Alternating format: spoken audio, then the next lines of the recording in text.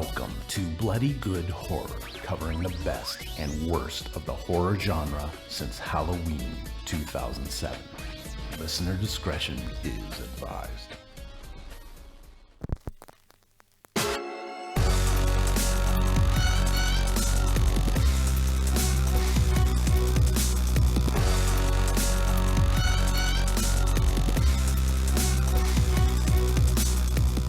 Hello everybody and welcome to another exciting episode of Bloody Good Horror. My name's Eric and I'll be your host for this evening, where we will be discussing Incarnate and also the many iterations of Aaron Eckhart's chin.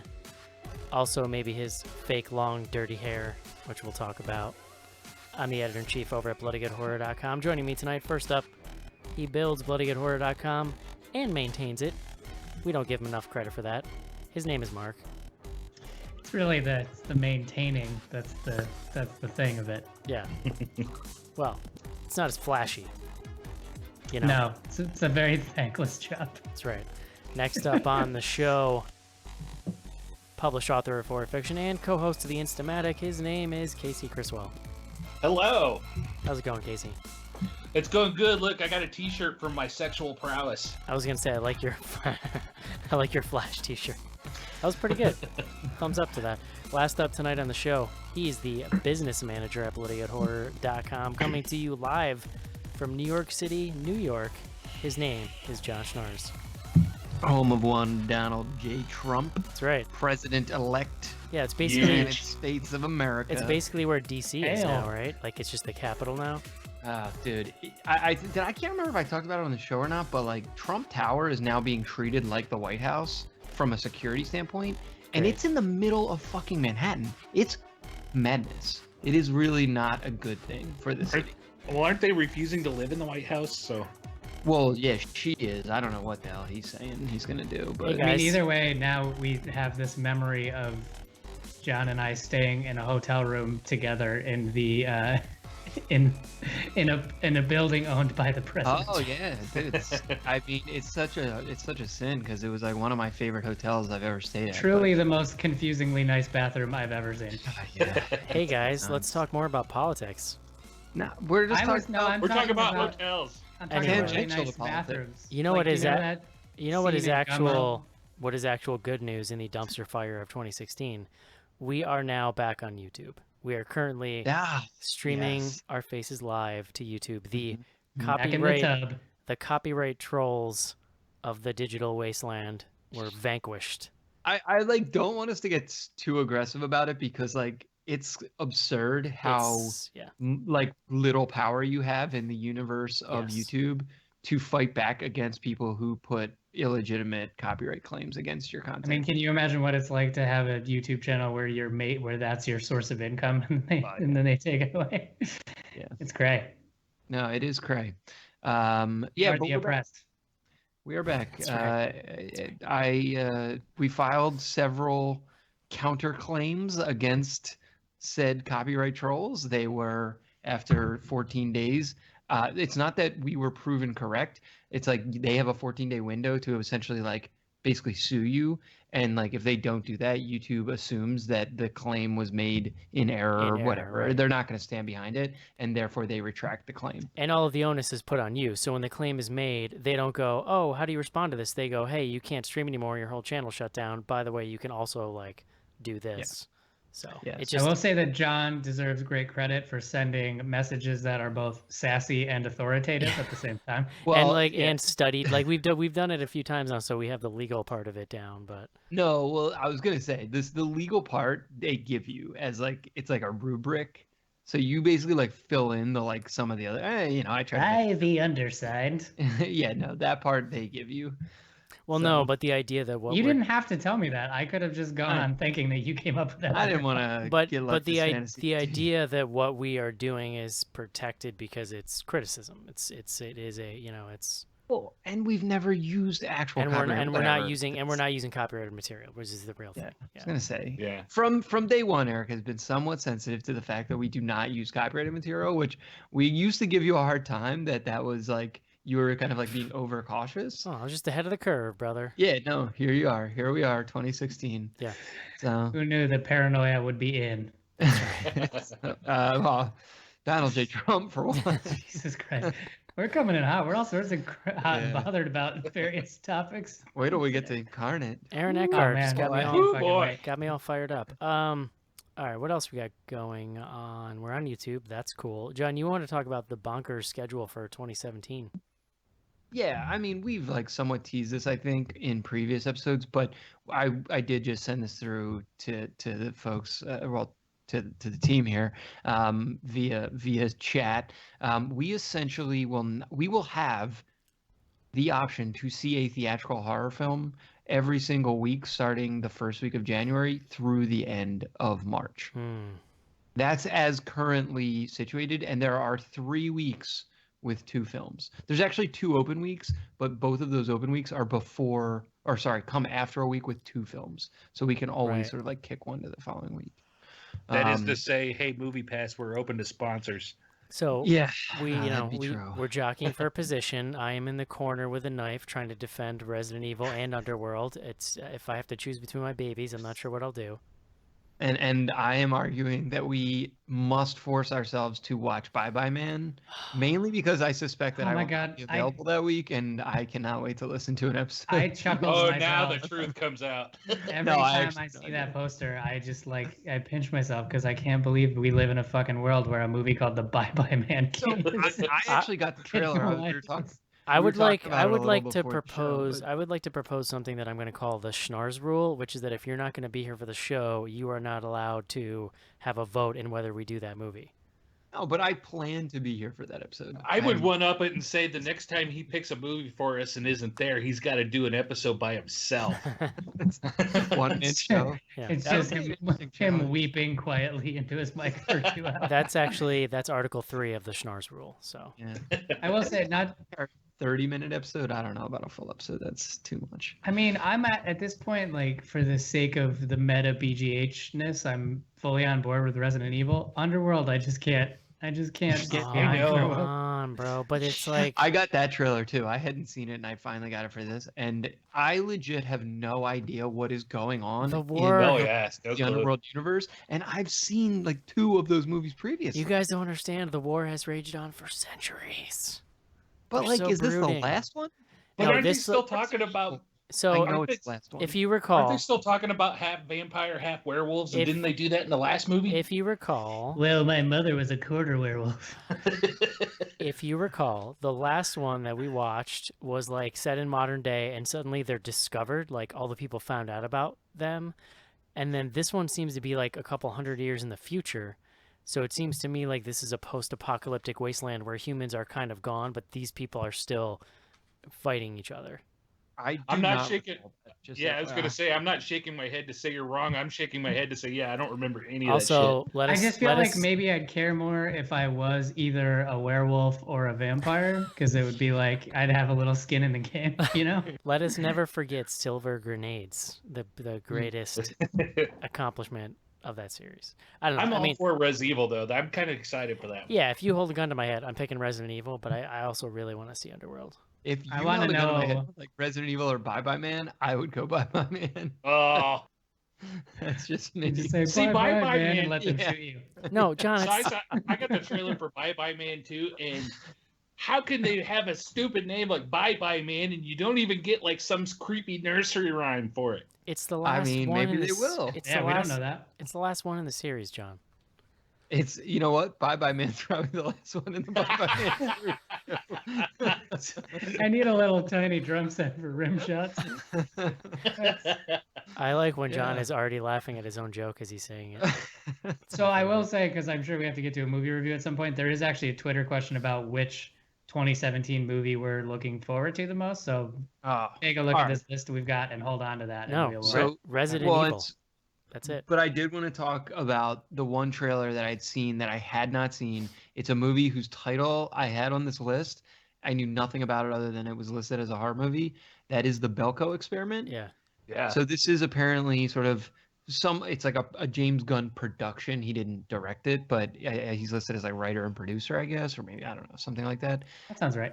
I thought the trailer looked fabulous. It looks and awesome. I'm very excited for it. He's been tweeting about it quite pretty heavy too. That's how I knew about it going in. So I was pretty stoked to see that, and it lived up to my expectations. Yeah, a lot of that guy actors in there, which is typically a good sign when you get a good collection of character actor types. Yeah. And it's just I've mentioned this over email chain. I think like the number of horror movies that involve workplace settings is like really, really small.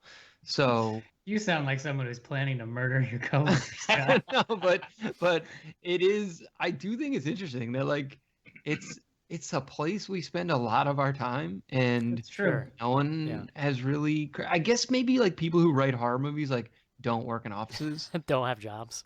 Yeah, yeah. I mean, like no, I mean like That's good on actually them. that's not a terrible point. That's a good, yeah. Yeah. I don't But know. I mean, I just think it if looks try to write one. That's fertile ground potentially. for sure. I mean, there are a number of movies that are coming out next year that actually look pretty unique, which is good. It's good to have something to look forward to. And I think I was saying earlier in our email chain, like I think James Gunn, the fact that he's reached such insane success because of Guardians of the Galaxy is awesome for the horror fans. Not only because like he's a genre guy that's doing so well, but also for reasons like this. Like if now he's got the kind of cachet that if he wants to write a movie like this, they're like, all right, cool, let's make it. Well, and let's not forget this was Yeah. a guy that worked at Troma. Yeah, but I mean, yeah, and the No, guy I mean, that made Super and fucking Slither and like, he's got like he's such a weirdo, but he's like now he's such a successful weirdo. This is a guy suckled at the teat of Lloyd Kaufman. Yep. It is. It's interesting It's amazing. times. It's amazing. Now that you put it that way. That's the only way. Well, I will also say not to get ahead to the Twitter question for later, but Blumhouse Untitled is gonna probably be my favorite movie. The old Next year. BH man. You know what? He's digging a grave with this whole Incarnate WWE team up. Well, we'll get. Turns we'll get out it. you can fit a lot of garbage in a Blumhouse. John, this wasn't It's a really big house. wasn't this their like offshoot? Their like Bloom Attic or whatever the hell it's called. No, I was like, Tilt. You're thinking of Tilt. Blumhouse Tilt. I don't think it was. What does that mean? What? That's What does tilt mean? That's their Looks like like their foundation's cracked. Fox Searchlight or something. I don't know. yeah. It's their like. Extreme. It's what's it called? Creep was under. There's Could it been just some really interesting movies under that. I have to title. say right now, like Blumhouse, but worse. just thinking about what's coming out, I'm really, really into that trailer for Split. I know we've talked about it a few weeks now. I've seen it 400 times now, and it I hasn't. know. My enthusiasm hasn't waned. It is very well edited, and part of it is that it's using like the performance by James McAvoy looks like unbelievable, and the way that it's paced and like it's just so well put together. Well, I Yeah. really like the girl too, the girl from The Witch, and Yeah. and Morgan. I guess we should throw That's in. who she was. You mean Morgan? Right. Yeah. I don't remember her name, but yeah, those movies. Morgan was good. Um, Morgan might end up on my top 10 list this year. Oh man. No? Oh, Eric, I did make a first pass at mine, and I it did liked it. not make the short list. You which know, I was actually haven't just quite I fun. haven't actually really looked yet, so I should look. Yeah. Like I haven't looked at a list and gone, all right, what are my 10 movies? Well, if it's any hint towards my top 10 list, I had to look it up and see what Morgan was again because I forgot. Mine is just The Witch 10 Yeah. times. I will say that different Spoiler alert. different spellings and pronunciations of the word. this The week's Witch. selection could be in the running for worst, though. Yeah, I Oh, was yeah. somewhat excited by the end of it because I was like, ooh, maybe I got a new worst that I can say something sassy about. All right. Yeah, so that's what we can defer the 2017 thing to a little bit later. Yeah, Like, yeah, we can let's- do it, but- Mark, is let's- there anything else you're doing? What's going on at BGH? The website. Well, so this past weekend, unfortunately, I was busy, but there was a tweet with BGH that I heard was successful where we watched Gremlins and Gremlins 2 in succession, and it was the first time that Sophie had seen either of the Gremlins movies. So that's a milestone. That's a pretty great thing to go through. And there was a drinking game posted on the site. So actually, if you still go to the site, you can access all of our drinking games. We've got there's some Resident Evil ones. There's a Gremlins one. There's all manner of that. So that's on the site. And we were just talking about our year-end picks. So you'll have that to look forward to John has given us a hard deadline to submit our picks by the 15th. Oh Mhm. God. So Yes. presumably after the 15th through the end of the year, you'll start to see on the website all of our picks for best of the year published on the site. And if you are looking at our Halloween watch list, it's going to be in that same format. So you get the kind of added bonus of getting Amazon links into the stuff if you want to go through and rent it and take a look, and it, you get kind of a nicer presentation of the whole thing. So I'm pretty excited about that. So that, we're still doing new reviews every day, and we've got some lists and stuff coming up. But then really towards the end of the year, we kind of kick into the recommendations, which are always awesome. CC hasn't been on in a while. Is the book club still going? Book club's still kicking, so that's on Goodreads.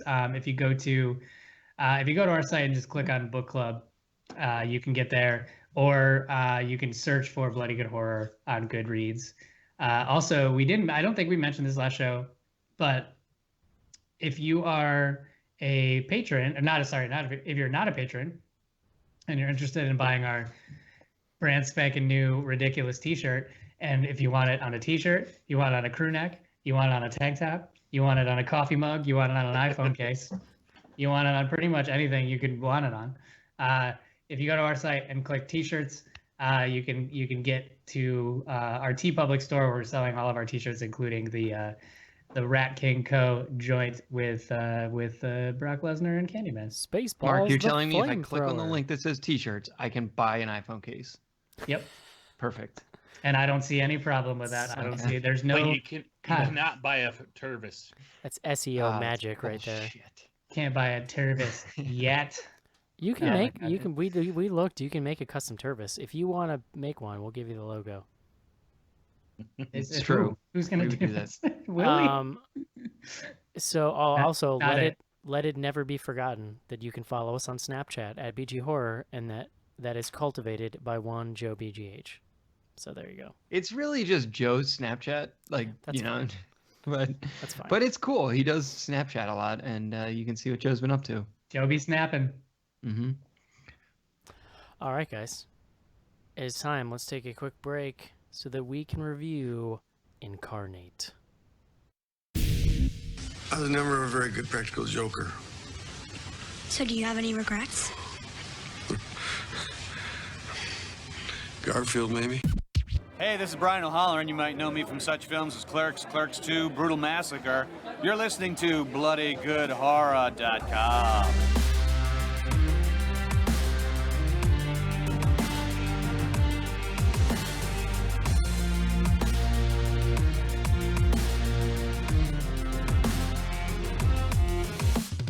This is it, Senator. Your big breaking TV. From the prime time, bitch. Main feature. And we're back. John Schnars. Yes, Eric. What kind of Tervis tumbler do you have tonight? It is my Phillies. It is Oh. a blue Tervis with a red Phillies logo. Well, that's totally gonna ruin my segue because it was blue. I thought it was a Duke Tervis. Haha. I do have a Duke Tervis, but it is clear with a blue Duke logo. So, So you went to Duke. yes, this is yes. It's a burden. It's a burden you live with every day. I don't know how you do it. There in the Wharton School. Yeah. At the University of Pennsylvania. Interesting. Mm-hmm. Who else went to that school? Like our dear Supreme Leader, Ah. President-elect. You also Yes. spent a few years at Wellesley, isn't that right? Where Hillary Clinton went?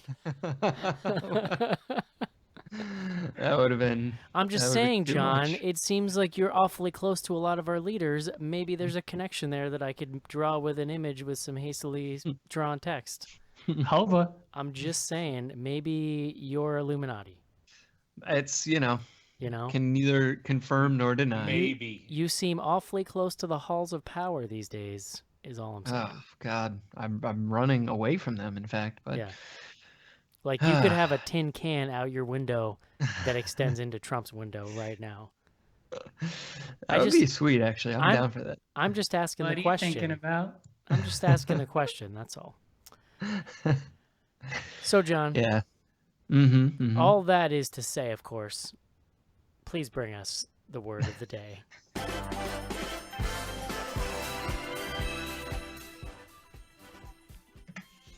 Eric, today's word, instantiate.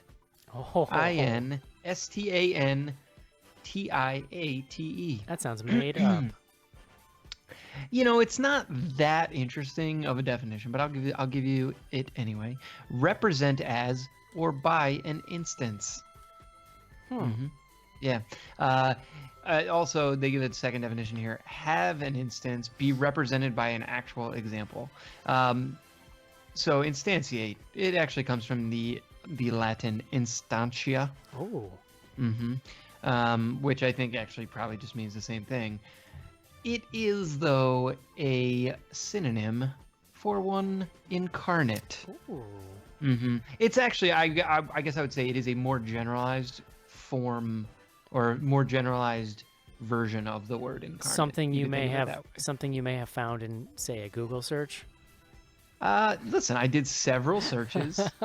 I was going to go with incarnate. I figured that would cause some yucks, but I decided to change tact. I choose to believe that John has a giant dictionary on a pedestal that he uses before every episode. I should buy one. It's like Game of Thrones. In the 20s. It's like Game of Thrones. It has the magnifying glasses to take in the sunlight and send it all around the library, you know? Can we call you Maester Schnars? That would be fabulous, actually. Oh, man. How did I never think of that? Damn, Mark, I'm smarter than you are, I guess. Nice work. The guy who played Meister Aemon just died, so. Oh. Yeah. He was old as F. Spoilers, dude!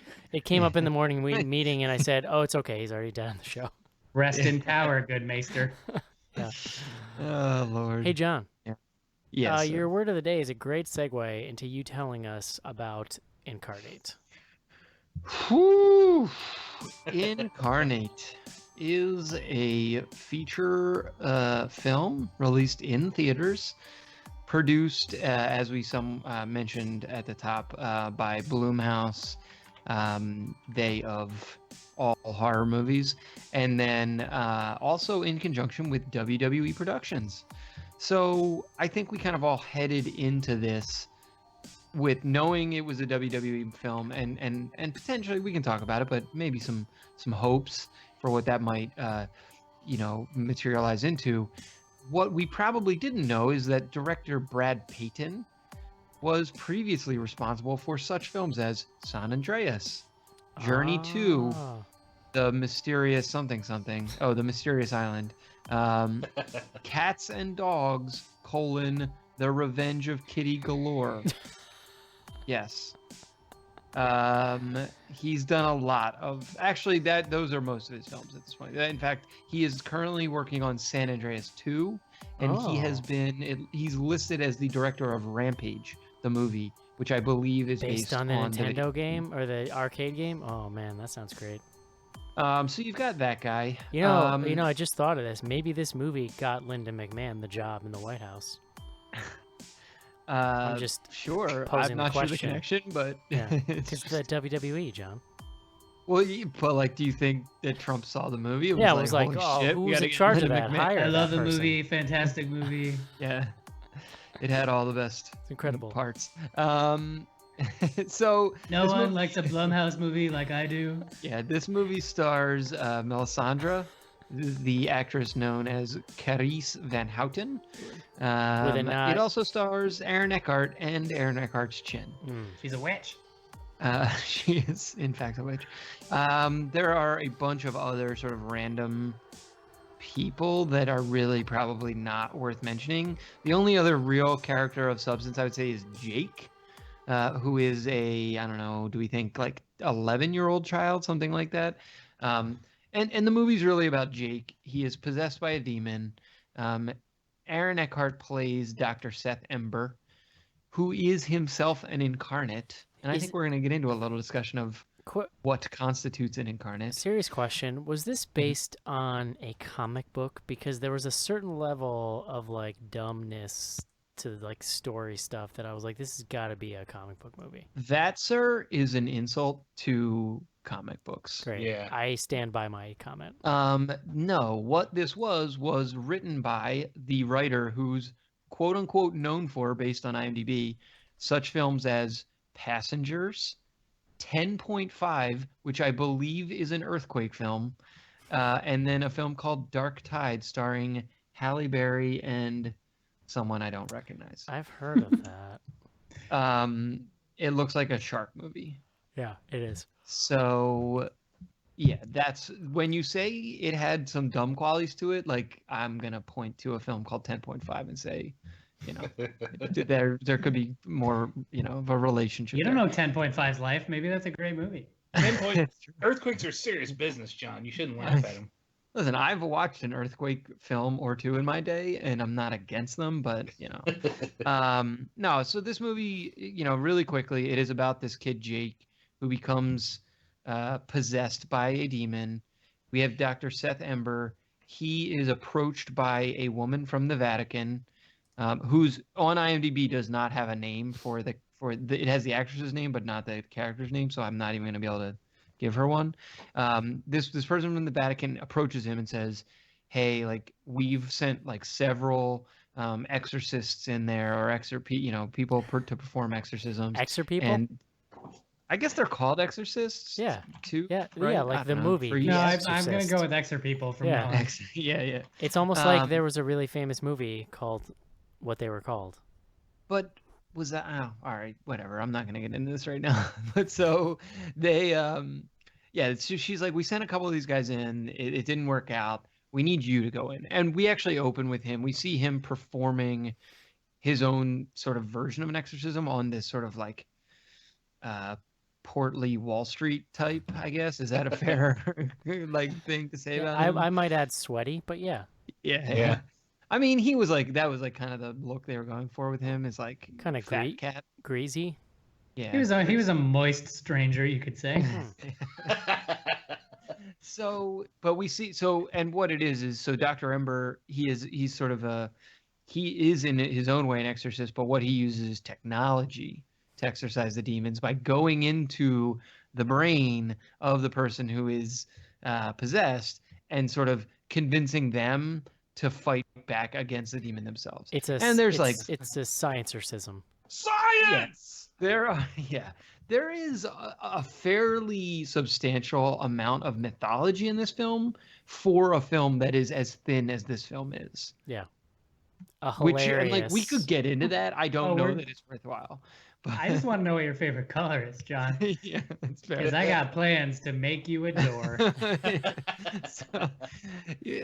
All right. It's gonna be. We're gonna come back to that. It's gonna be really one quickly. Hell of a Secret Santa gift when he sends you that blue door in the mail.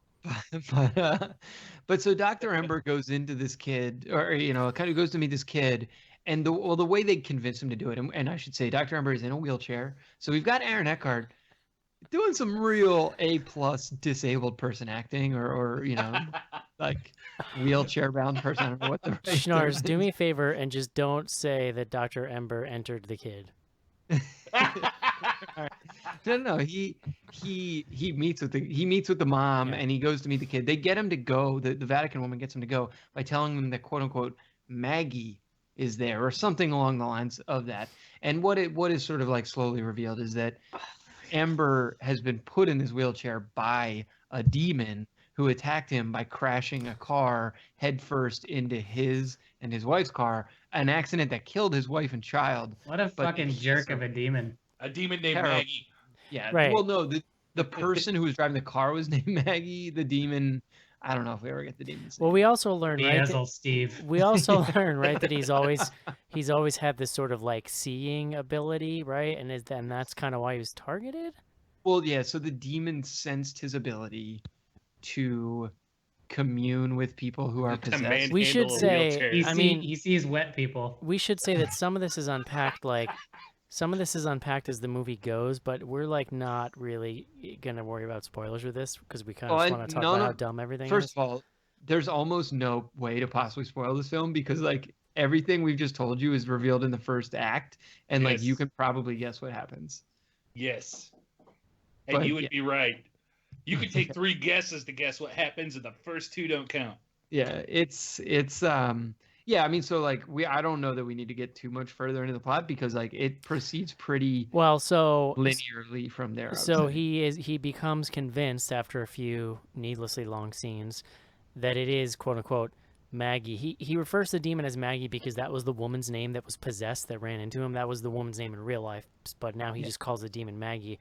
And so And he's been like tracking it. right. Like, he so has like, there's like through a his business of like brain entering and like science exorcisms, he's continued to pursue Maggie, and there's been several times when he thought it was her and it wasn't. Now he becomes convinced that she's in this boy, and so he goes to the family to try to convince them. You just did the same thing. Whatever. Phrasing, man. I can't. Phrasing. I can't say it.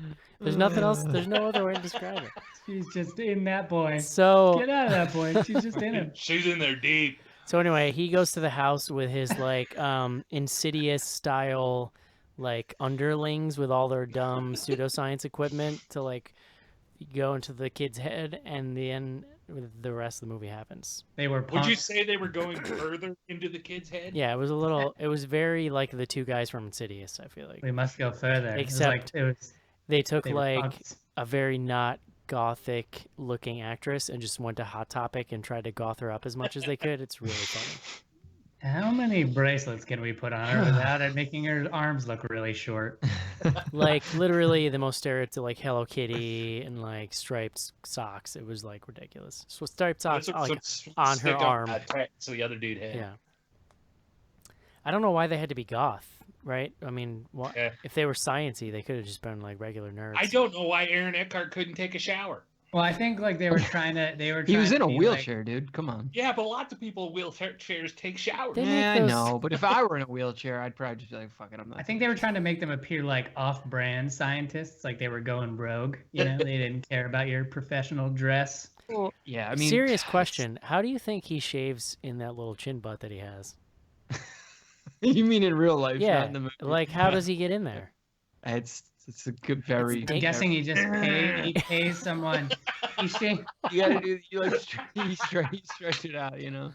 It's got to be dangerous. Is all I'm saying. I'm guessing that Oh, he yeah. shaves most of it and then pays someone to pluck all of the individual hairs from inside It's- the Yeah, I he's chin got can't- crevice. people for that. I can't even imagine the horrors. He's got people for that. No, based on this film, he is barely getting by. Yeah, he's not. Aaron Eckhart's not doing great.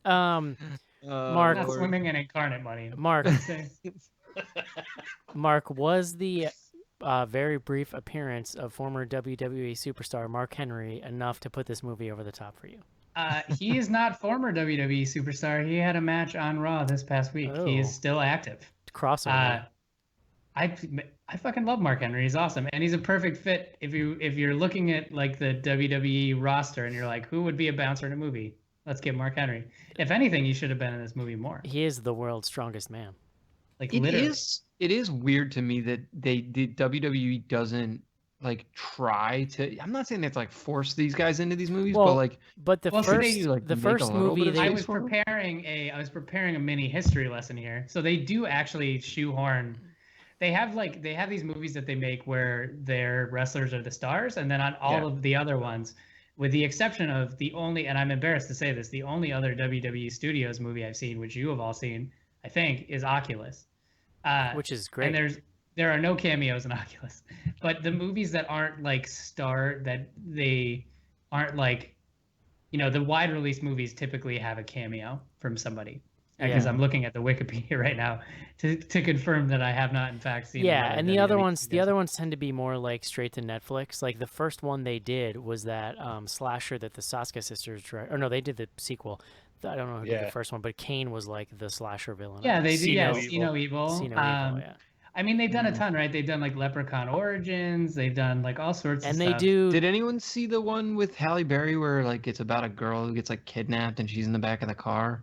No. No, but I know what you're talking about. They've done a bunch of cheapo action movies too with like John Cena and Yeah, I mean, I I would watch one of those.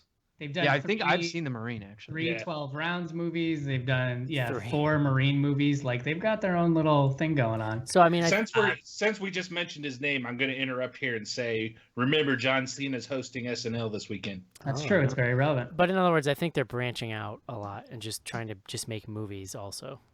Now, did I just miss it, or was there not a WWE Studios logo at the beginning of this? There was not. I was looking for it. They didn't. Yeah, I was watching. But it was in the credits. I saw something because I was aware of it and I didn't really realize for the movie. So, Mark, what'd you think of this stink bomb? Oh my god! So this fucking movie is like really just something else.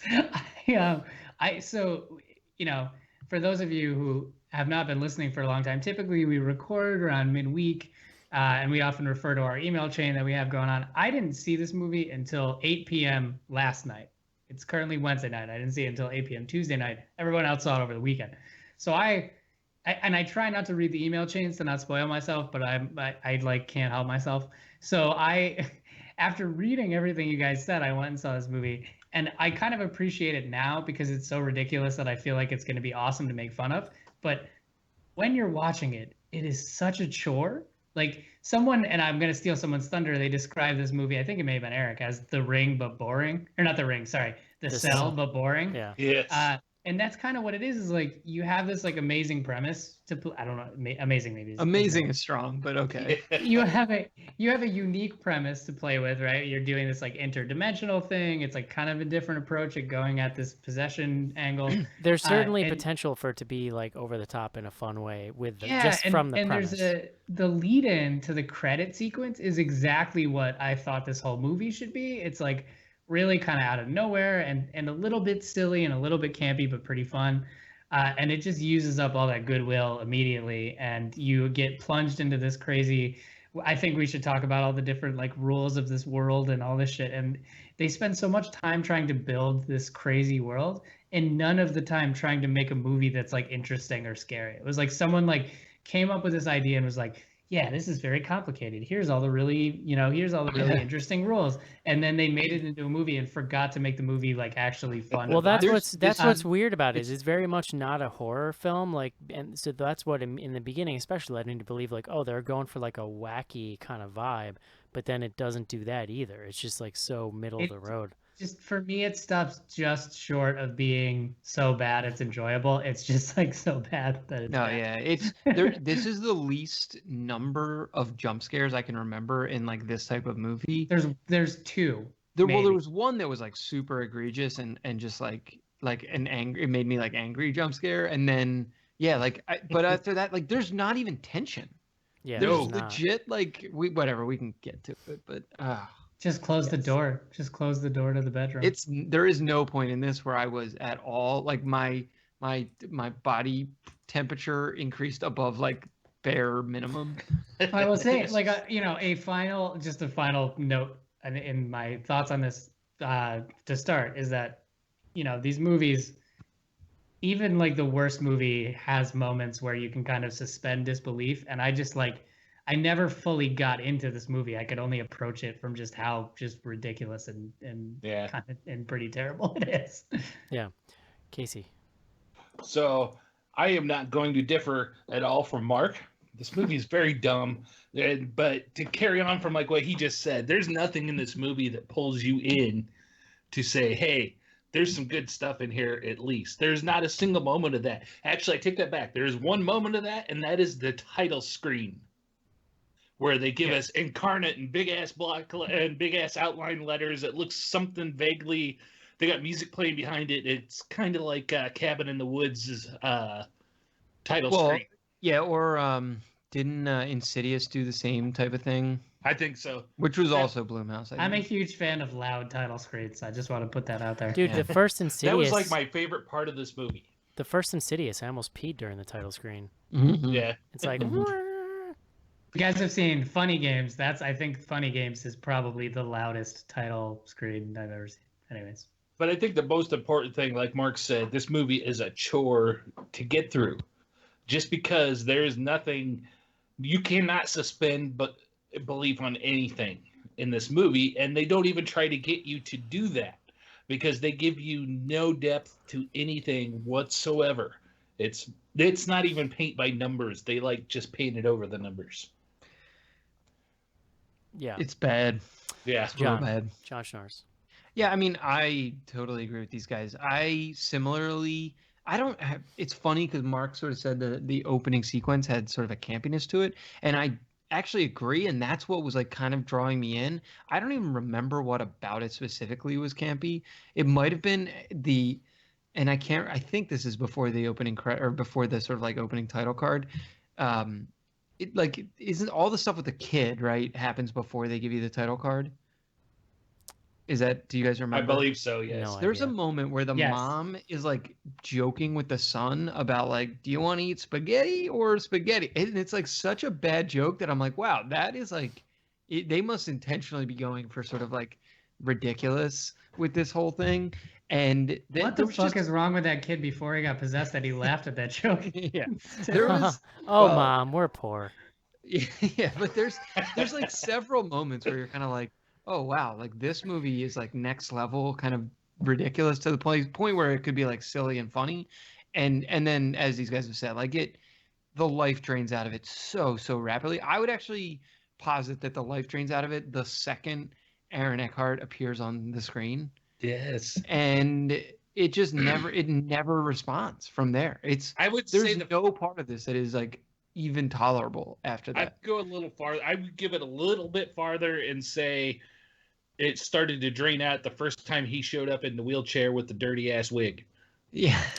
Well, because when he first shows up, he's kind of in a dream state. And even then, not knowing anything about this movie going into it, you see him, you know that's not really him, so you're hoping maybe there you could get some kind of Matrix-y flair or something stupid like that. But you don't. It's a very questionable decision to dirty up Aaron Eckhart because you're arguably removing the only thing about him. It does. It does. Casey's right. It does look like a wig, but I would disagree. Like, I don't think that necessarily. It's not that necessarily he kills the film to me. It's more just like undelivered potential, because like at best this movie could have been a very silly, fun, maybe even actiony kind of a thing where you're kind of eschewing the religious thing and saying like, okay, we're gonna go into their head, and it does almost reach camp levels with there's like such a oddly thought out, like not thought out, but like a lot of weird detail to the pseudoscience of how he's going into their heads. It's very Inception-y, but without being interesting. And so then you think, so the first thing you think of is like The Cell, right? You go into somebody's head and you think about all these amazing visuals, or you think of, there are elements of Inception where like in Inception there are agents of that person's mind that are sort of like embodied in people in the dream world that are, you know what I mean, and there's a little bit of that in here. So you think, and even when he goes into the person's head, he can walk, right? So you're like, oh, okay, well, he can do all this stuff, there's gonna be these weird set pieces, and literally this power is used to show Aaron Eckhart having a conversation with the person in their dream, and that is it. And like, at least in the beginning, they're in a club, right? So when he tries to approach the guy, there's sort of a little bit of fighting or something. But when the whole rest of the movie, he only does it one other time or two other times with the kid. The first time he talks to him in a park, and the second time he talks to him in at a carnival, and the dad is there. So like, how do you go have this mechanic where you go into somebody's brain and you can walk, and endless possibilities, and all that happens is you meet them in a mundane place and talk to them, and then the conversation doesn't go so well. And doesn't he get like attacked when he's in the park? But like, it's like not even an attack. He just like starts bleeding. So it's very bizarre. Like, how did anybody look at these scenes and go like, yeah, this is like where this should go, you know? Yeah, he started bleeding from the stomach. It's crazy. But John's right though. He started bleeding from the stomach, and the first time he was in the kid's dream, the kid says, "You're bleeding." He's bleeding from the stomach. He falls down. There's nothing that says why he's bleeding in the stomach. And usually in this type of movie, you see he gets hurt in the real world, and then it's carrying through. But no, he's sitting in a goddamn bedroom in his wheelchair doing nothing. Also, for some really undecipherable reason, they decided that he can only be in their heads for 7 minutes at a time. And I think that they did that to try to kind of cheaply create tension, but it actually did the opposite for me. It totally kills the tension, because you know you're not going to get into this long, crazy adventure in the person's mind. You know it's going to be over. Yeah. Like, oh, this is the one set piece we're going to see this time. It only happens 3 times in the whole movie. Like We've only got 7 movie minutes to take care of this problem. you know, like it kind of reminded me of like Constantine in the way that he's sort of like he evicts demons and he goes and people hire him and he does things, you know, like that. There's this aspect of Constantine being hired to do these jobs, and he's got his little like Shia LaBeouf sidekick. But there are like whole montages in that movie where he's just helping this person. They're rapid fire cutting, and people are possessed and demons and blah blah blah. Like where you're showing what he does. Whereas here we only see him really do it in a fun way, one time pre-credits. And then it's just all boring the rest of the movie. Well, and they use it to like establish all the rules, but it's done so fast. You're like, what the fuck did I just like?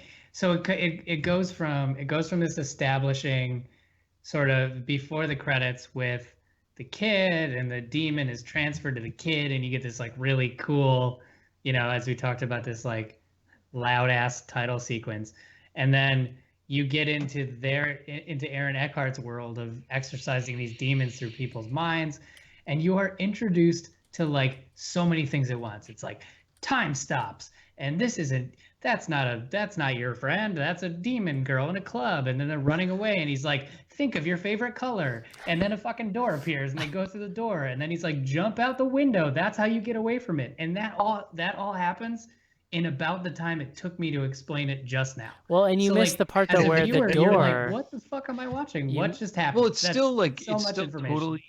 It's still very unclear to me what power the demons have when he's in the brain, right? Because like, Yeah, they don't do anything. no, they literally like they kind of like try to. I don't know, convince man. Their eyes turn black, so that's pretty scary. Yeah. But like when that happens, that's what always freaks the other person out. Like it's that eye going black that like is always their undoing. Like in all of the times when he's in there, like because the whole thing, and again, talk about like undercutting any like tension or potential payoff. It's like every one of these is, I got to convince this person to realize that they're being possessed by a demon and that what they're like what they're experiencing right now is not real. And so he goes in, and it's basically just him talking to them, like Aaron Eckhart talking to the name of this movie. And so, but he starts talking to But them. then people would know what's really going on. But then the demon goes, don't listen to that silly guy. Like this is great here. And That old and then- so-and-so. and then Aaron Eckhart goes, no, it's not. And then the demon's eyes turn black, and the person freaks out. It's like, you're yeah, it's like ridiculous. Meanwhile, the key. Meanwhile, if you take away the black eyes, he's still just hanging out at a club with a bunch of hot chicks, like drinking. Yeah. I was actually just thinking about that today. They're getting because this like essence though, Eric. I've been thinking about this movie way too much. Like, did that guy really need to be exorcised from that reality? It seemed like he was living it up. So there's did anyone talk about That's the actually- essence? I don't think we've hit well, no, I up was the gonna say the essence essence is my favorite thing. So there. Wait, can I just we'll get to the essence. I just AKA Winamp visualize. Yeah. I just need to work this out. So he goes into people's minds and he's talking to people, but in the scenes that we see, the people are actually doing things that are like enjoyable to them. So in the case of the first guy, he's like chilling in a club and he's having a great time. In the case of the boy, he's playing catch in the park with his father and like enjoying himself. His father, so it would be who's- one thing if it was like they were in these like crazy, like if you think of Insidious, for example, like you're in this fucking world where there's all these like random scary things. You're and being you like get out of that. tortured all the time. In this case, they're in these like idealized worlds, and they never explained why he needs to get people out of those Well, worlds. because you they're see the possessed, kid, so they're kind of but- weird in real life.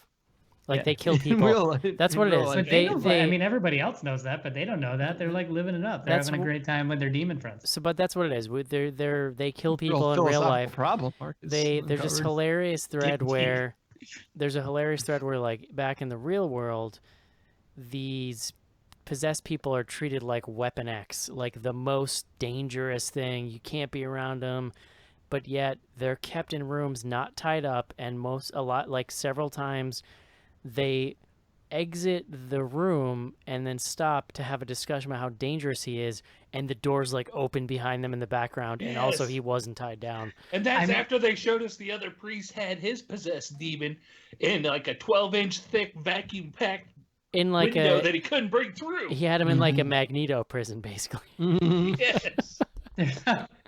There's also a scene where the possessed kid literally murders a dude, and then the cops come. His own father, by the way. His own father, right? The cops come, toss him in a body bag, leave everybody else in the house. They just Don't roll him out of the house. They don't say boo to They don't- anyone in that apartment.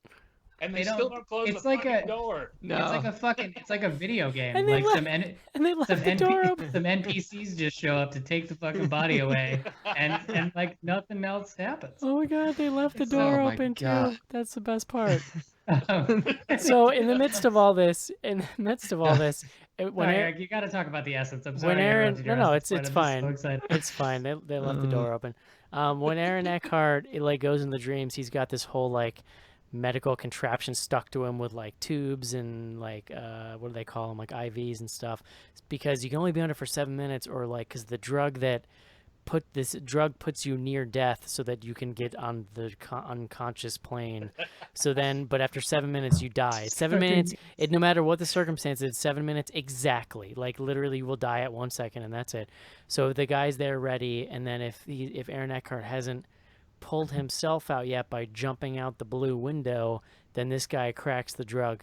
This is all like very Only blue because it's his favorite color, mind you. It could be green. So it could be puce. It could be any color. During an info dump, his assistant, the lady, is explaining to the mother how this all works, and so they're in the dream, right? And she's looking at the monitor, and there's two just like glowing orbs that would look what looks like, I don't know if you ever do like video production.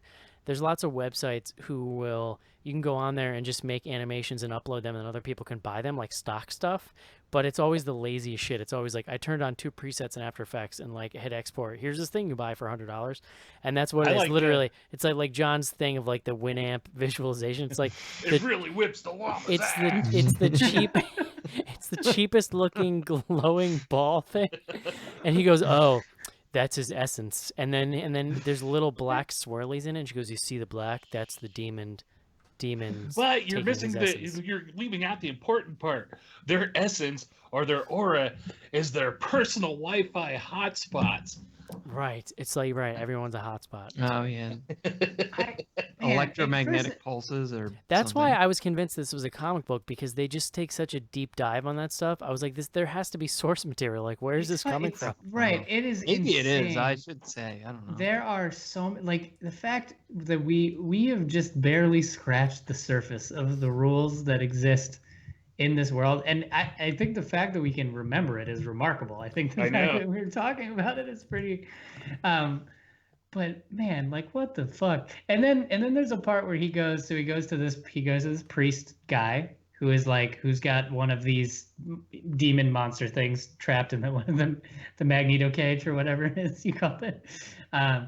And he tells him that he's got this vial of stuff, and if he's tripping balls and he's going after demons and something goes awry, he or his super punk assistants can inject him with this stuff that allows him to regain lucidity and consciousness for a long enough period of time that he can attempt to kill himself and like it is like, all right, so it's complicated enough, but now here's a little vial that has its own little set of rules. It's of just like really crazy. But even things. but everything is ripped off from another movie. It's like that's from You The think Exorcist. you understood the rules before? Here's a vial. But like all he does, he literally just does the Exorcist thing of jumping out the window, right? And then it's like the Which cell. great upper body strength. It's like by the way, to pull cell. himself out the window. It's like if you mashed little weird parts of the cell, the Matrix, Inception, and The Exorcist, sort of, and like put that on a poster. So anyway, there was a Those comic. are all good movies. That's the difference. There was a comic named Incarnate. It's not about this, but it was. There was a big plagiarism scandal over it in August 2009. The more we know. Well, I was there you gonna go. Just call say- this movie Incarnate. I just wanted to point out too That's I sent the picture to these guys earlier in the show, but so the kid who was possessed in this movie is one of the stars of Gotham, Mhm. and he plays the young Bruce Wayne. So watching this movie and seeing that kid show up, it is quite apparent how long this has sat on the shelf. Like a long time. Oh. He's aged like probably 4 or 5 years, it looks like. Are you Get are outta you here, saying? really? No, it's well, probably not that long, but it's at least 2 to 3 years. he's also that age where like it turns pretty Yeah. quick. So are you saying this is like post-battle Los Angeles Aaron Eckhart? It, Yeah. yeah. Oh, It's he's probably also right the- around that time. He's also the kid in Krampus. Yeah. Yeah, No, he's not he? Krampus. No, He's that's in a that one we different- watched No, with John, Lights Out. you're thinking about the kid from Krampus was in this movie, but he was Aaron Eckhart's kid in the dream sequence. Ooh, I see And the that- kid you're talking about, Casey. Yeah. But Yeah, Possessed Kid was in Lights Out. Yeah, the kid you're talking about, Casey, is 15 now. Like in real time years. Like, Yeah, but this movie looks like he probably was like 11 when it was shot. so- oh yeah, That kid's aged 7 minutes and he's still alive. this So kid it was looks- also in The Darkness, which he looked younger in that. That's what too. it was. The Darkness, not Lights Out. I'm sorry. Oh, yeah. If you need like a, I'm not gonna make fun of a kid, but it's No, he's not a I- bad actor. I but can't he wait had to see nothing where to that work was with. going to go. not my cup of tea. I don't even think it's we haven't even talked about it yet, but the kid's mom in this movie is Melisandre from Game of Thrones, Yes. Mhm. who's we already know she's a really great actress. And Aaron Eckhart, you can Are say you he being says- facetious or are you being serious? I can't. So I What think if she's this really one's good? pretty- She's everyone, good at Game of Thrones. right. And we said this about oh my God, what's her name? She was in Terminator Genesis. Lena Headey. No, Oh. Khaleesi. Oh, Yeah. Khaleesi, yeah. why can't I think of her name? Everyone's great in Game of Thrones because Game of Thrones is like a certain type of like Yeah. breathy soap Yeah. opera-y. Yeah, you can just That's a overact fair like a point. motherfucker. And they're all British, right? So now they're being put into these movies. And what was it? The Forest. God, I'm like drawing a blank with all these names. Natalie Dormer. But when you remove, I mean, I'm not saying that they're not talented actresses, but when you remove them from the Game of Thrones world and have them just like put on sort of American accents and try to act like so it's just a different Well, yeah, I had thing. the And I don't same. know No, that see, it but fully translates. I had the The same point thing. I was going to Isn't- make though was like with her in Game of Thrones, Aaron Eckhart. I'm not going to say is a great actor, but he has been in some decent movies in the past. The kid from Gotham is usually pretty good in Gotham. They got jack shit to work with here. There's Yeah. nothing. I had the same problem with her that I had with Rose Leslie in Morgan, which is like you're saying, like I can hear her trying to hide her accent, like it just wasn't. And then they said Oh she, yeah, there is that. and then she said in the movie that she It's was very tough from. for them. I think maybe I'm being unfair just because. Didn't she say she was from a foreign country though in the movie, even though she had an American Sweden, I accent? think. Yeah. So who knows, man?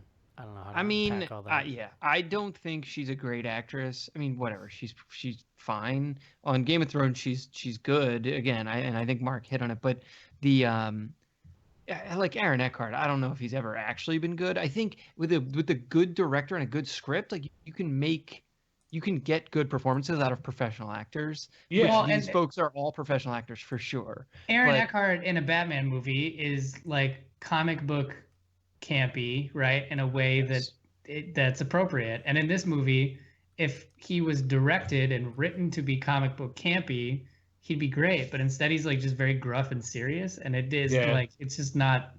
And even like I Frankenstein, I don't think he was the worst part of I Oh my Frankenstein. God, what a fucking terrible movie that was! I forgot know, but I about don't that. think he was the worst part of it. And Didn't he this have, movie, like- you could make that argument. Didn't he have like magical sticks in that movie or something, like fighting sticks? Oh yeah. I Yeah, actually and- didn't see it. Wasn't that He had his weapon? magical Frankenstein fighting sticks. Yeah, Wasn't- I remember. well- yeah. No, I'm serious. Wasn't that what?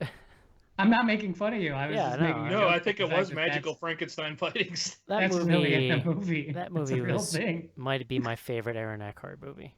Although he is in The Dark Knight, I guess that's better. I mean, yeah, I was actually like just looking. But that's through like not an this. Aaron Eckhart movie. That's just a movie Well, that he's a incidentally pretty- has Aaron Eckhart in it. He's a pretty key character in it, though. Yeah. Yes, but you know. He's the main character in Thank You for Smoking, which I thought was pretty watchable. On I mean, a lot of honestly, Thank you for smoking. I feel like I credit The Dark Knight for why he can still get any work, to be honest with you, because I can't think of a lot he's done since then that's been like real knocked out of the park. Yeah. Battle Man, Los Angeles, Olympus Has Fallen. Basically- Holy shit. Battle Los Angeles is so bad. Basically, real he's bad. in his So like bad. he's in his John Travolta post like Pulp Fiction phase, right? Like that movie brought Travolta kind of back into people's minds, and then he just did a bunch of just garbage.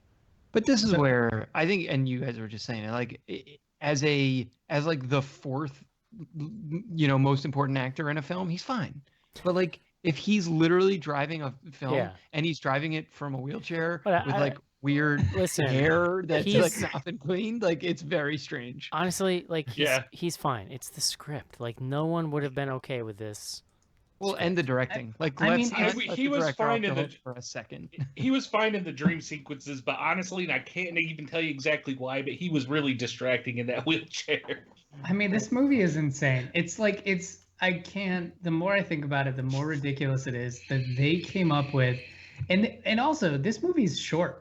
This movie, Yeah. I don't know what the Yeah. exact runtime is, but it's very short. They listed Uh, on IMDb at 120 or 131, but I'm pretty sure it was 128 on my like Fandango app when I was looking Yeah. at it. Yeah, I mean, it's not a long movie, and I just don't understand the compulsion to cram in all this mythos because there's not going to be an Incarnate 2, like God willing. I don't, who knows? No, well, it did not do very well. Yeah, Although of this was a micro budget film, we should talk about the fact that this was shot for 5 million, which like I'm almost kind of like, where the fuck did that 5 million go? But then 5 million's like pretty low. Yeah, I don't know if you know, Aaron Eckhart was in The Dark Knight. So Yeah, it's true. You gotta. He don't come cheap. Yeah. Well, they hired a full-time mythologist to come up with a very intricate. I mean, honestly, of all of the things, I'm gonna always make fun of the fucking door thing because it's the funniest thing in the It's world. bad. So Yeah. when they're in these dream sequences, he's like in their head trying to exorcise the demon. Basically, there's this whole thread, which I don't think is a terrible premise, that he has to provide them with some piece of information that basically makes them remember who they are. So in some cases, that's bringing an actual kind of like artifact to show them like, hey, remember this ring, remember this whatever. But the way that it manifests itself towards the end of every one of these sequences is being like, what's your favorite color? He's like, I don't know. And he's like, but what's your favorite color? And when they say their favorite color, a door appears that's that color. And then they go into a room that's that color. And in that room, there's a window. And if they jump out the window, this is like a mini game. It's like a quick time event in a video game, basically. Yeah. If they jump out that window, then they're free. Then they're free from the demon. Which, by the way, jumping out the window is like the easiest way of getting away from a demon possession I've ever seen in any fucking movie I've ever watched. So here's the thing. But the first time it happens, the guy's like, I don't know what my favorite color is, and there's a sequence where like he's literally just trying to convince this sweaty guy like to just give him any color. So it's Just name a color. I don't care. Yeah, but like it's just so fucking weird. Like Also, that's such an interesting sticking point because if you're on board with the idea that the way that you free yourself from this is by immersing yourself in something deeply personal, who feels fucking deeply personal about their favorite color? No, about their favorite color. Like if you held a gun to my head said, what's your favorite color? I'd say green, but like I don't fucking think about that. It's not important to me. I don't care. mine's red, and it is. That makes sense. So The other, real quick before to tag on to Mark's there, they even broke their own rules with that because he showed us the first time with the dude in the club and he took him through his favorite color door and he opened the window and he says, you have to go on your own. You have to jump out on your own because otherwise it doesn't work. You can't throw him out. And when it came down to Batman at the end, he threw the kid through throws the him window. out the window. Well, also like at the demons turn it black at some point, and he freaks out like that's bad. But I'm like, what if your favorite color is black? Yeah. And somebody commented on that email too. I want to paint it black. My only thought was, what if your favorite color is black and then you can't see it in the shadows? See, that is somehow a better written story than what actually happened. Twist, my favorite color's been black this whole time. I don't know. You it's have dumb. no power over me. So we kind of got to wrap up here, but I just wanted to get in an honorable mention for the fact that this film has like 3 false endings. Even though it's as short as it is, there's still 3 different endings. Dude, that hospital scene, I'm like, I was counting down, pun intended, to when they were going to show a clock. It's like, honestly, this movie's just lazy enough where I thought they might just have that be the ending. But I mean, if you needed one device to show that you're in the dream thing, just go with the clock thing. It's good. Yeah. Time tested.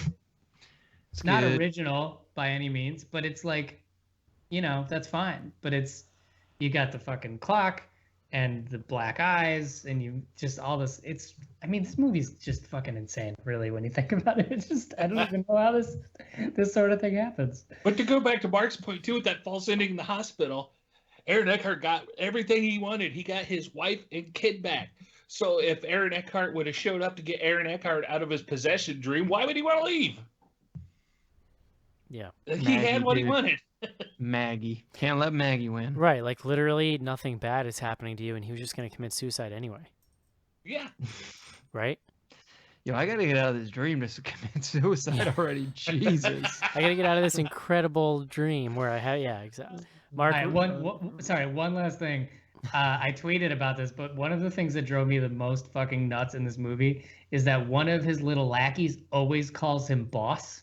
Oh, yeah. Like doesn't call him by his name, and it gets really insufferable by the end of the movie, especially when he's like not feeling well and things are going wrong. He's like, "Hey boss, what's wrong, boss? Hey boss, are you okay, boss? What are we gonna do next, boss?" I will say that I actually do that on occasion, but I would never do it when they're in a bad mood. Do you refer to your actual boss as boss? Every once in a while, yeah. But like when things are going good, like it's not something I would ever say when there's a bad demon situation going on. It's more like facetious, like, you know. Like if your boss was ironic. Like if your boss was keeled over in a demon dream state, would you shake him and be like, "What's wrong, boss?" Yeah, you need to pick your times there. Mark, we really got to wrap here. Why don't you read the movie guide so we can get out of here? Christ almighty. So if movieguide.org is our very favorite website that reviews movies for objectionable content so that we know whether or not we should take our very impressionable children to see this movie. So Incarnate features a very strong occult worldview where demonic is more powerful than science or religion, with some Christian biblical elements, including a crucifix, is associated with protagonist's dead wife. 16 obscenities, including 1 F word. 3 strong profanities and 4 light profanities. Strong, intense, scary violence, such as blood comes out of man's mouth. Character falls out of building and hits pavement. Head-on collision between 2 cars. Man in car collision has blood on his head, and dead woman has blood on her head. Possessed homeless woman fights with 11-year-old boy. That was like the first thing in the film, too. Oh my god. And demon enters boy. Ugh.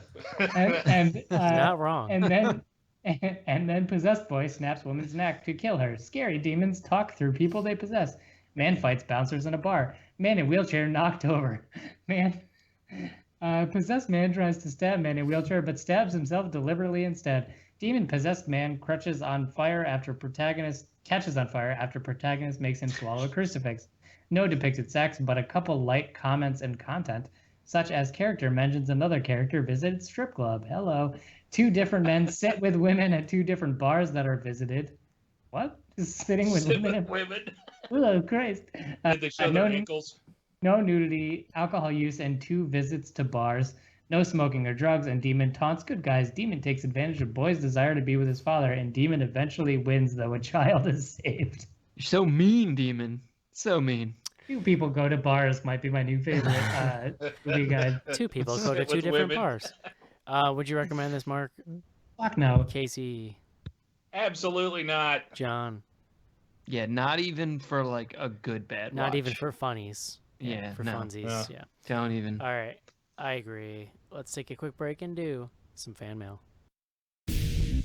What's behind the legend? Listen, he's under the bed! And most terrifying of all. Come with me. What's behind the mirror? He's here.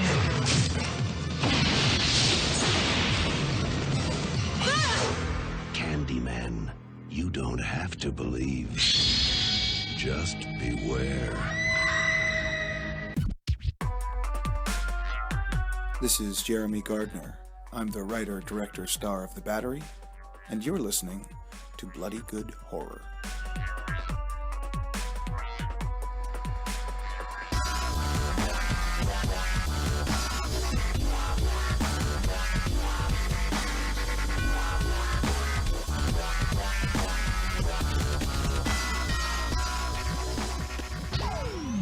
Send your emails to info@bloodygoodhorror.com or hit us up on Twitter at BGHorror with the hashtag AskBGH. And don't forget to pick up back episodes of the show at podcast.bloodygoodhorror.com.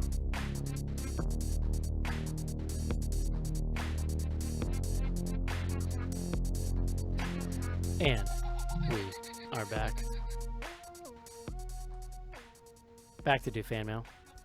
My inbox is a hot mess. So Are you one of those monsters that has 2,000 unread emails? It's currently at about 1,200. You know, the funny thing is, I've never been like that in my life. I've always been a very fastidious like email checker and reader and all that.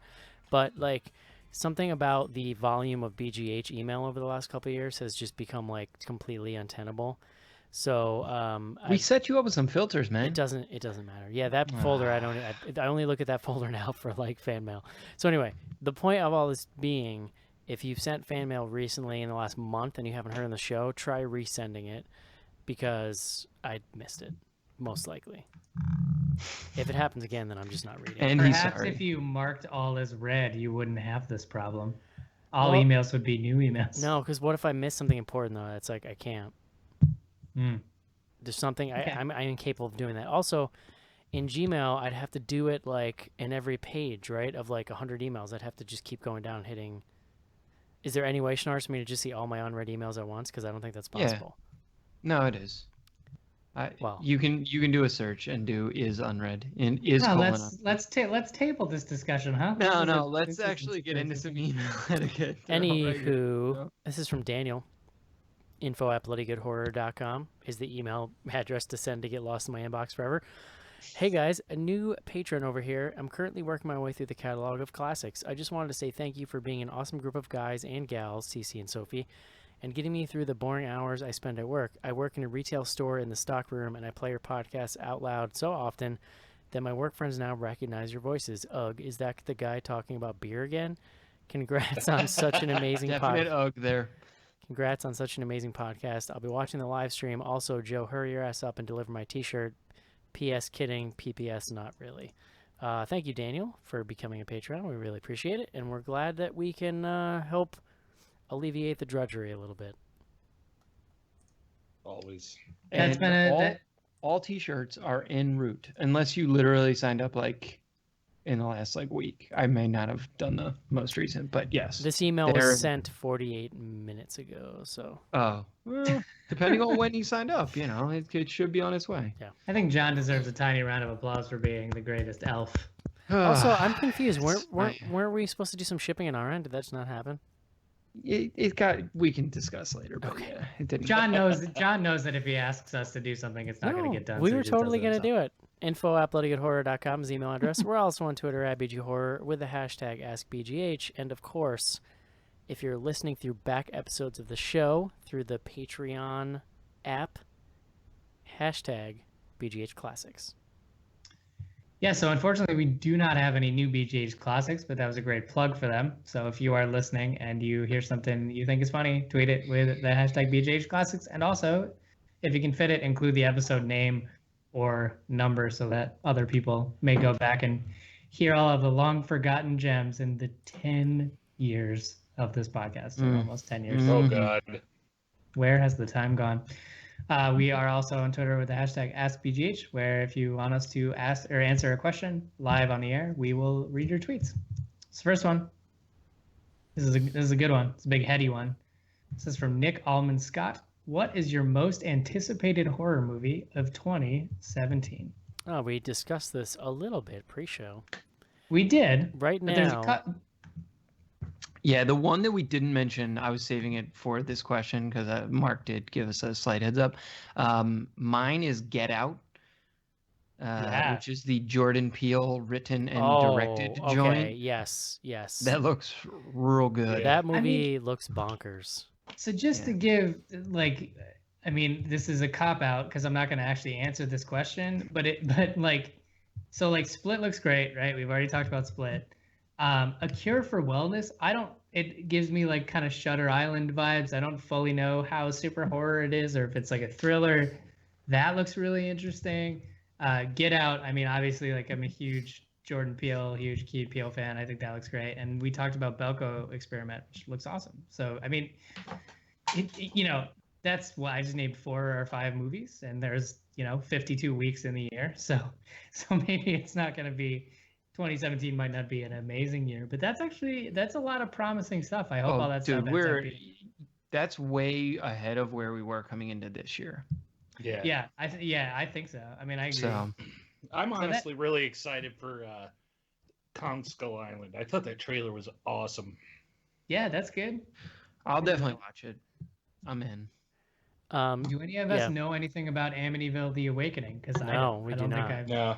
I am. I mean, my personal pick for right now. I think Schnars is right about the Peel joint, but for me, it's Split right now. I've gotten to the point on the show, especially where we've done this for so many years now. You kind of get a feel for. You can only really get a feel for like movies a month or 2 out because so many things you see get listed get pushed, or it's like you can really obviously tell ahead of time, like, oh, that's not coming out until for a while. So like short term, the stuff that I know is on the immediate radar. Split is the thing I just keep thinking about. The weird thing about Split though, so it's an M. Night Shyamalan joint, as we've well established. We all, I think, liked to loved The Visit, and we're like, whoa, he's back.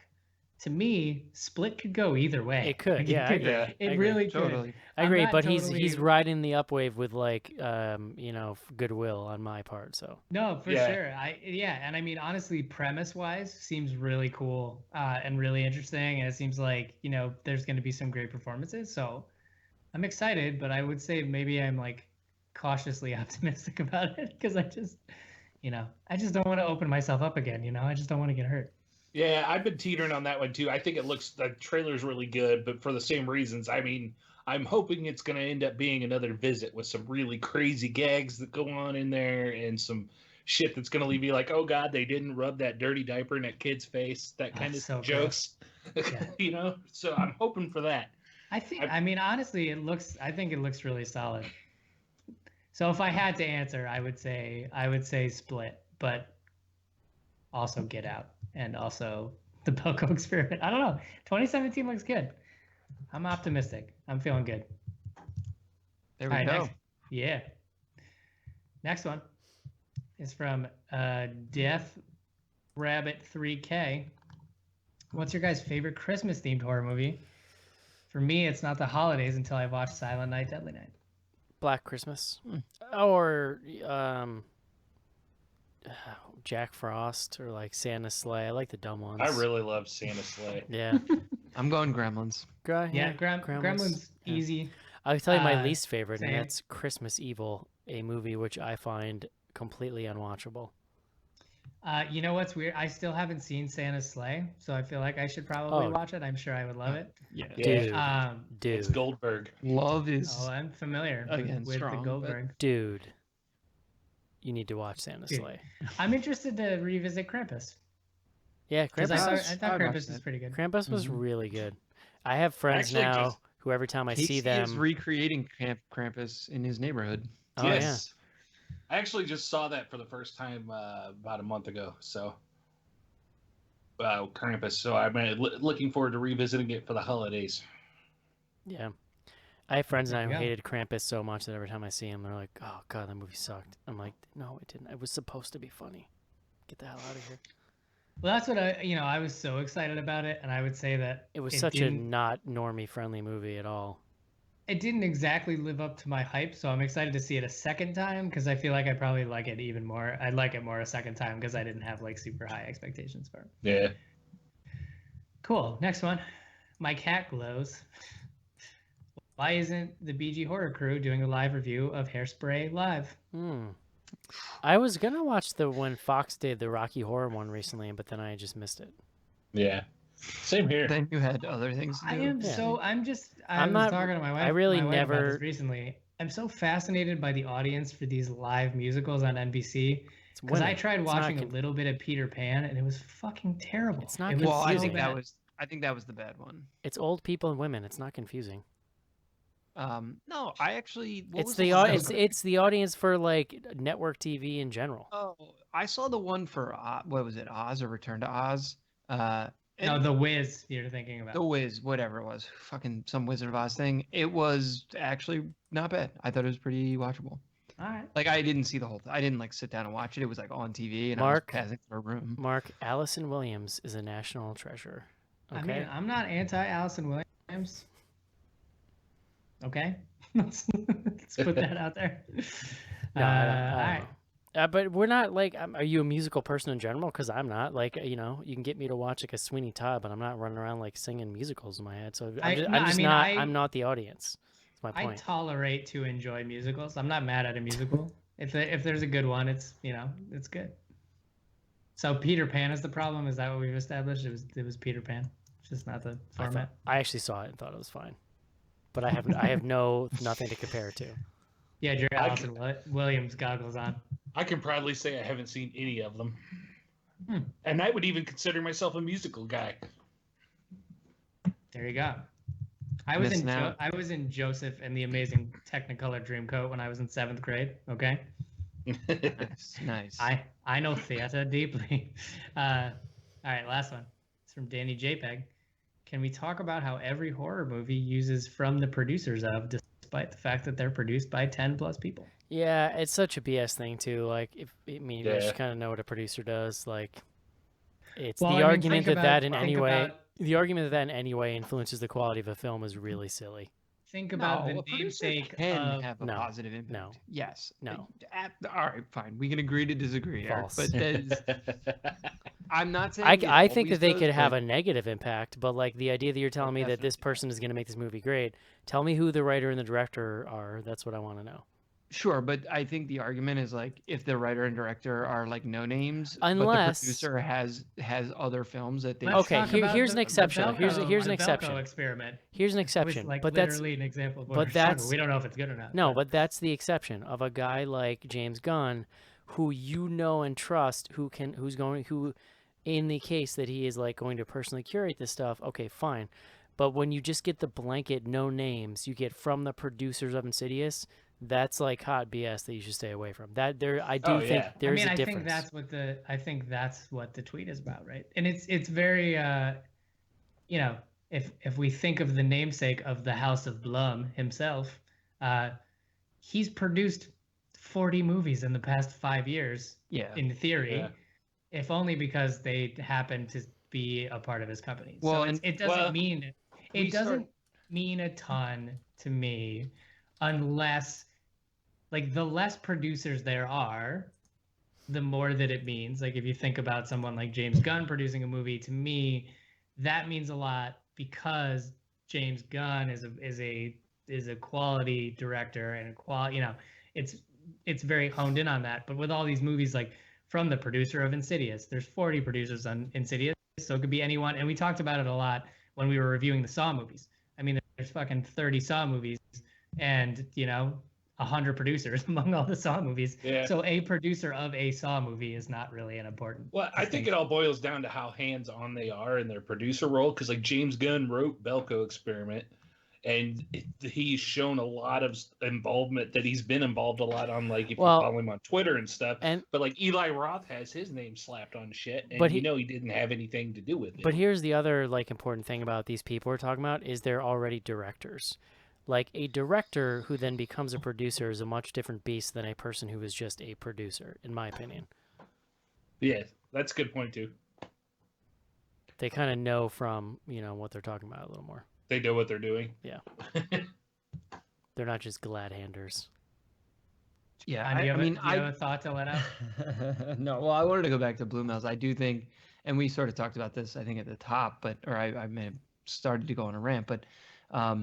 I do think when Blumhouse was first kind of coming onto the scene, and they had a run of say 3, 4, 5 films that were actually all like really high quality, like that's when it makes sense, because like especially for people like us as like relatively discerning, at least in the horror world, folks, consumers, like we would see like from the producer of X, Y, and Z and like know that, oh well, then this like they're like putting this out there, right? So now my problem is like Blumhouse is getting dramatically watered down. Like the quality level has like declined fairly substantially, I feel like, over the last, let's say, like year.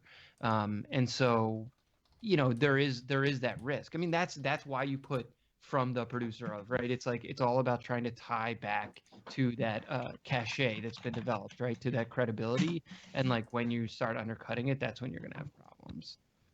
So Word. Well, and one of my favorites was like I could have sworn that in the promotion for a movie, it wasn't from the producer of Saw 4, let's say, it was from a producer of Saw 4, which like in the age of Kickstarter could be someone who gave $1,000 on Kickstarter. You get listed as a producer credit. So it's like, yeah, I would go interesting. Just to throw out there for the sake of the discussion, Danny Darko did just tweet us again. He was actually talking about, like Eric was talking about, from the producers of Insidious. Mm. That's what made me think of it, right? And that's and I mean that was the thing that was happening when the Saw movies were still around, right? It was like from the producer of Saw. And he pointed out too, I didn't even notice it, but the poster for Incarnate is also labeled as from the producers of Insidious and The Purge. So, right, which like, what do those two movies even have in common? Yeah, they all live in the same they're popular house. Yeah, that's like they are somewhat popular, right? So, word. All Whatever. Right. So I said that was the last one, but we snuck in one more. Eric, stay awake with me for like 2 more minutes. Can you do it? Snap into a Slim Jim, brother. I'm here. All right. Last one is from the Rob O'Neill. What horror movie would you like to see rebooted, and who would you like to see star in it? In my opinion, IMO, The Fly with Daniel Radcliffe. No, I kind of like that. Yeah, it's interesting. How about Chud with Daniel Stern? With Daniel Stern reprising his role. Yeah. Yeah. No, I was gonna say like I don't know. I got nothing. Oh man. It's really, honestly, it's very hard to think of movies that have not been remade. Videodrome with Tilda Swinton. In the James Woods role? Yeah. Okay. I can dig it. I'm into that. I would go deep geek and say I would love to, after Lady in Black, I've always thought that they could make a really cool comeback of the old Hammer movies with Dan Radcliffe. Like as a Peter Cushing type. Yeah, like other stuff, yeah. Like Van Helsing and stuff like that. Whatever happened to that? They make it, oh, the sequel wasn't great, was it? It wasn't as good, no. Yeah. It was better than Incarnate. The sequel was like set during World War II, right? War. And there was like a fake airfield or something. Yeah. What the hell happened in that? Man, we have seen so many movies that... What movie are you talking about? The second... Lady in Black 2. Yeah, Lady in Black 2. Yeah, there wasn't bad. Something about a fake airfield they used to like fake out the Nazi bombers, like so they were fake planes made out of wood or something. And the ghost, they were hiding in there, and the ghost followed them to the bunker or something. That was like the end of the movie. Spoiler alert. Is that it? That's it. I mean, we didn't have a ton of time to think about that last tweet there, but the remake thing is tough, man. It's hard to think of something that hasn't been remade and then try and put a spin on it. It's true. Did you guys get the trailer for the TV remake of Beaches? What? Because I sure as hell did. What? With this movie. No. Oh, like you mean in the pre-credits or the pre-trailer? In the Maria Menounos show. In the 20 or whatever the hell it's called. Yeah, whatever the hell it's called. God bless Maria Listen, Menounos. I was just happy that I didn't have to sit next to somebody and watch the 50 Shades trailer again. So, although the dude next to me did order, he ordered chicken fingers and a Long Island iced tea at 12:30 in the afternoon, and I was like, wow, going hard over here. He's a fucking gangster. I love that. I know. It's awesome. I kind of had the same thought of like, man, look at you grabbing life by the balls. Go Dude, for it, buddy. My theater, like, there was someone got up and left. Like, at the end of the movie, someone got up and left, and I stood up, and I wasn't like looking at the chairs specifically, but the two chairs on either side of where this person was sitting, there was like 3 empty like nacho or whatever box containers with like that. I didn't see the person. I'm not casting judgment. It could have been from a previous screening, but there was like an apocalypse of movie food surrounding. You just reminded me. I totally forgot. So I went to the theater, and then we'll wrap it up. I went to the theater. I sat down, and like 4 rows behind me were like 4 tweens being like super loud. So there's still previews, and I'm kind of giving a little side eye. And then they start throwing their silverware against the wall like 20 feet away, and it's like clanging against the wall. And I was like one thrown fork away from pulling a total grumpy old man move and like telling on them. But I was like, you know what? It's just the previews right now. Like, they'll calm down. So they actually did. They kind of chilled out for the movie. And then the movie was over, and just them, they clapped. And one of them went, "That was epic." I can't believe I forgot to say this. And it was like, I've never been more confused in my entire life by anything. Perhaps it's like dabbing. Maybe the children show their satisfaction by throwing silverware. You don't know. I actually had the so entire weird. theater to myself, and somewhere in the middle of this movie, I pulled out my phone and started emailing you guys. Yeah, I've had those. Honestly, if I wasn't sitting directly next to somebody, that probably would have happened. But I didn't want to be rude. I'll only do that if nobody's around me. There was no one around me. I'm a courteous. In my showing. I'm a courteous Tuesday at 8 p.m. theater goer, Schnars. I have respect for the theater. You are nothing if not courteous. That's how I describe you. info@bloodygoodhorror.com is the email address. Next week, what are we doing?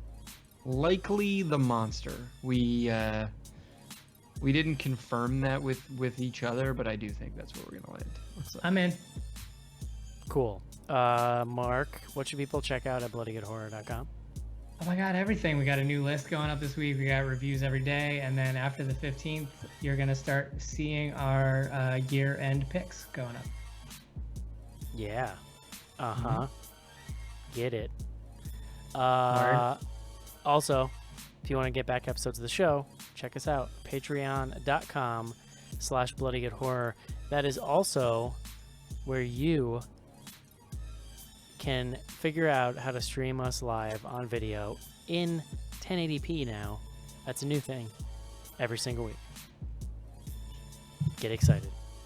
So then you can check out Schnars' work undershirt in 1080 lines of resolution. Progressive scan. I think that's like, I actually think that's like his Steve Jobs thing. He actually wears that every week. I think he's the only person that wears the same exact thing every week when we're on. I change out of my. Some of them are V-neck and some of them are regular I neck. can't wear they my. all look pretty deep to me. I'd hate to see what the not V-neck is because they all look very deep. Yeah.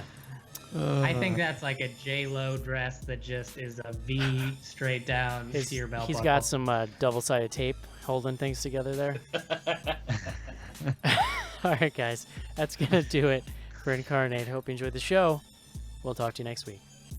Adios. See you. Bye-bye.